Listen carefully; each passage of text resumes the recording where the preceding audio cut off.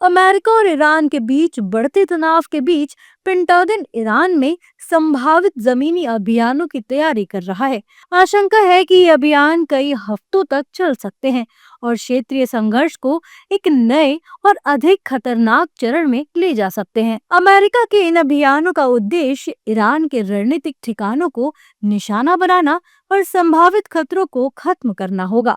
वहीं इससे वैश्विक संकट भी बढ़ने की आशंका जताई जा रही है। इस दौरान देश में भी भारतीय नेताओं ने अमेरिका के इस कदम को लेकर कहा है कि युद्ध किसी भी समस्या का हल नहीं है।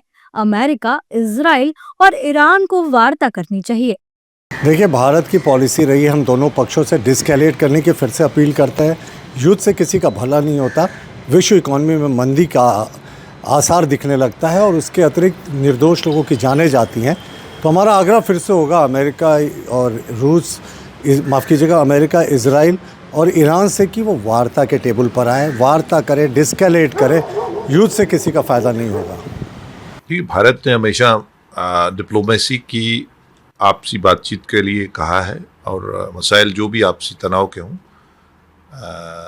आपसी बातचीत से ही हल करना चाहिए। और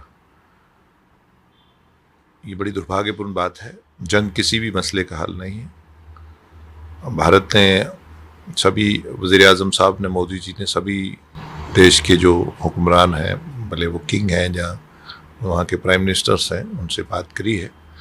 मैक्सिमम जो डी-एस्केलेशंस के लिए हो सकता है हमारा फॉरेन मंत्रालय और मोदी जी कर रहे हैं। दूसरी ओर देश में विपक्षी दलों के नेता ईरान के समर्थन में दिखाई दिए। विपक्षी दलों के नेताओं ने कहा है कि अमेरिकी राष्ट्रपति की वजह से मिडिल ईस्ट में जंग चल रही है, लेकिन अगर अमेरिका इस तरह का कुछ करने की फिराक में है तो ईरान भी कुछ कम नहीं है। सबसे बड़ी मुश्किल है कि अमेरिकी राष्ट्रपति, उनका व्यवहार, उनका तौर तरीका, और जिसमें अगर कोलैटरल डैमेजेस की बात करें तो अक्रॉस द वर्ल्ड वो चीज़ें हो रही हैं। अगर वो ईरान में इस तरह की किसी भी चीज़ को करने की कोशिश करेंगे तो उनको थोड़ा ईरानी लोग, उनका इतिहास, उनकी संस्कृति को समझते हुए ही आगे बढ़ना होगा।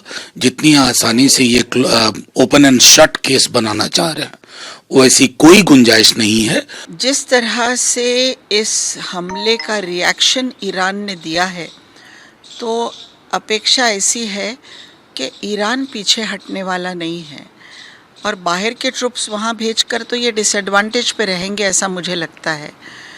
इस मैडनेस को ख़त्म होना चाहिए। अभी ईरान की धरती पर उनके सैनिक उतरे हैं कि नहीं उतरे हैं ये कंफर्म नहीं है, लेकिन ऐसा सुना जा रहा है कि मिडिल ईस्ट में उनके सोल्जर्स आ रहे हैं, इन्फेंट्री आ रही है, फुटहोल सोल्जर आ रहे हैं।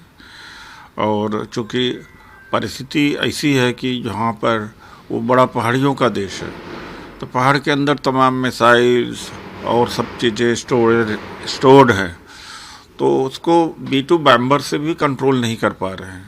बता दें कि हजारों अमेरिकी सैनिक और मरीन पहले ही मध्य पूर्व की ओर भेजे जा चुके हैं।